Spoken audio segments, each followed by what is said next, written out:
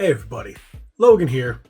Yes, I understand we're getting very close to the end of the Nintendo Switch's lifespan, but that doesn't mean people will still not have the Nintendo Switch for a very long time.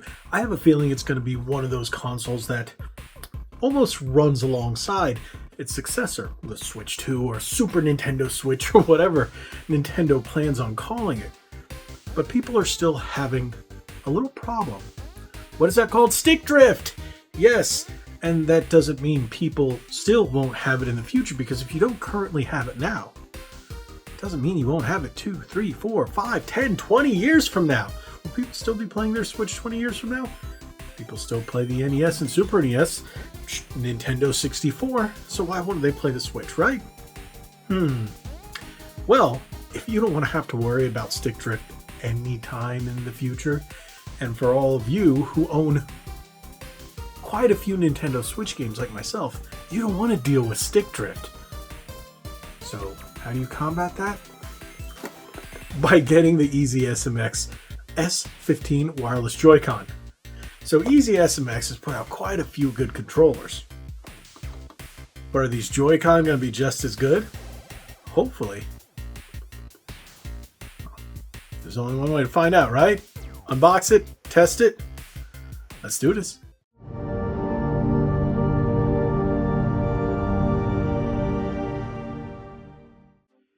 Here we have the EasySMX S15 Wireless Joy-Con. This is one of those products that I've been seeing quite a bit on Instagram, and then all of a sudden, whoa, look, EasySMX sends it to me for review. I really am interested in these because I like the way they look, and if it has, any comparability to anything else that EasySMX put out, it's going to be a solid controller. I do like the accent lights. I think that's pretty nifty. I wonder if that's going to change how it feels, or if it's smooth, or if it's underneath. So I can't wait to test that out and see how that feels. But I like the way it looks. But let's read the box before we go any further. Mecha tactile buttons, mechanical buttons, Hall effect sticks, no drift, 4 programmable buttons, vibrant RGB lighting. Now let's take a look at the back. Hall effect sensor, smooth metal sticks, that means anti-friction, full-size mechanical buttons, that's D-pad, vibrant RGB lighting. So I'm assuming the face buttons are, even though it doesn't point to it there.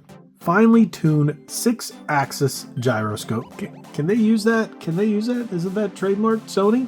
I don't know. Built-in NFC chip, 4 programmable buttons, so you got 4 on the back. Optimized ergonomic grips. That's pretty nice. And then all the other information right there. The rest is not in English. So yeah, let's just open this up, take a look.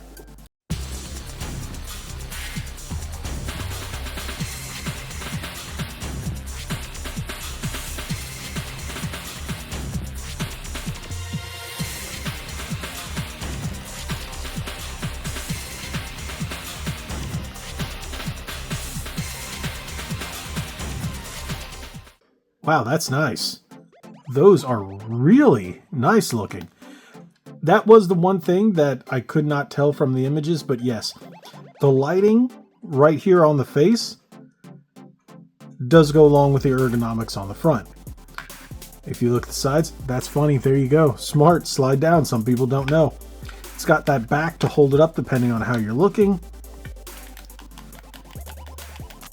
Buttons. Mechanical triggers, mechanical bumpers, mechanical face buttons, mechanical D-pad, anti-friction Hall effect sticks.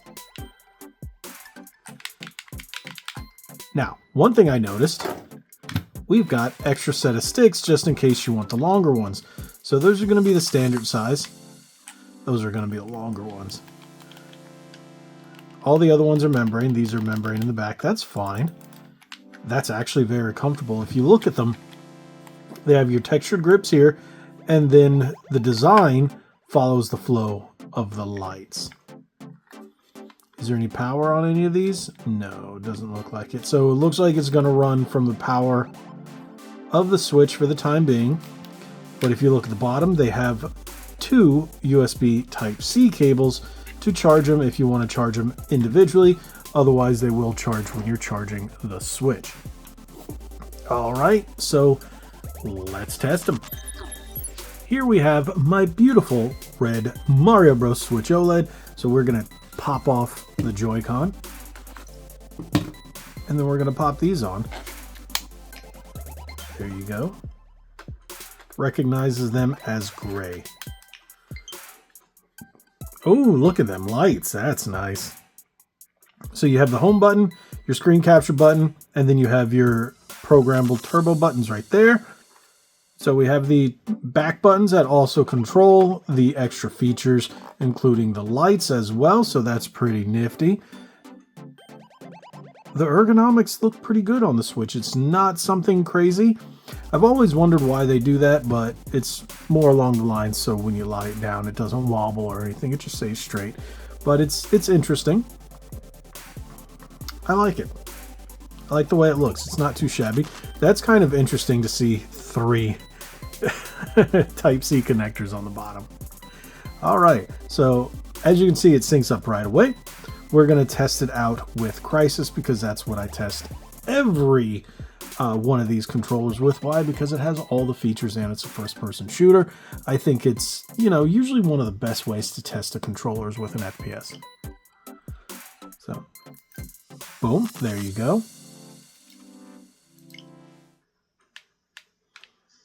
Ooh, super smooth. Super smooth. Ooh. Snappy. It's almost like it has trigger locks, but it doesn't because they're, not analog, they're digital and digital mechanical. That is really nice. Super fast. That D-pad is super responsive, but that's a mechanical D-pad for you.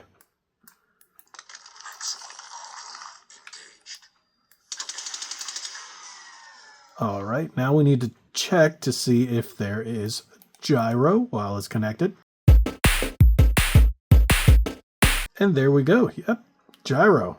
Oh, really super sensitive, but like really good. So it's going to be up and down and left and right.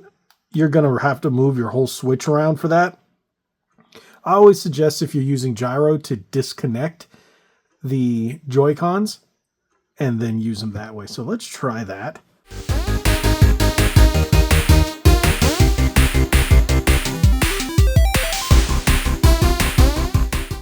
Oh, reset it. Okay, that's interesting. So the gyro is in the right. Nothing in the left. So gyro is in the right.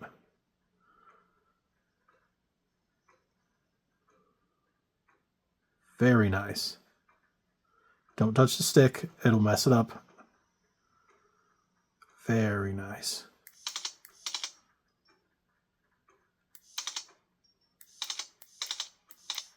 That's nice. That is nice. Whee! Okay. So I really do like these. The ergonomic design is very nice. I like the way it feels. I like the way they feel on the system. I like the way they feel separate. I love the mechanical buttons. The high gloss is one thing, but it feels like that's like the EasySMX style. And that's completely fine. As long as it's not like a black controller with high gloss, then, oh, those fingerprints. I thought the edges on the front would bother me. You don't even feel them. Not in the slightest. There are some controllers, especially Joy-Con, that when you're hugging it with your hand like this, depending on how you're playing, you will feel it. This one you don't. Like, you really have to get down in there and hug the controller to feel that. So that is really nice. I really do like these. I will say, if you guys are looking at getting something that will not drift for your Nintendo Switch and you want to keep it for the long haul, this will definitely be the way to go. Especially if you don't plan on picking up a Switch 2 or whatever the successor name is right away at launch. Maybe a year down the line. Sometimes people wait 2 years. hey, you can pick these up and you won't have to worry about drift. And you also get great mechanical buttons. I think this is awesome. Some of these I go, it depends, but these I really like.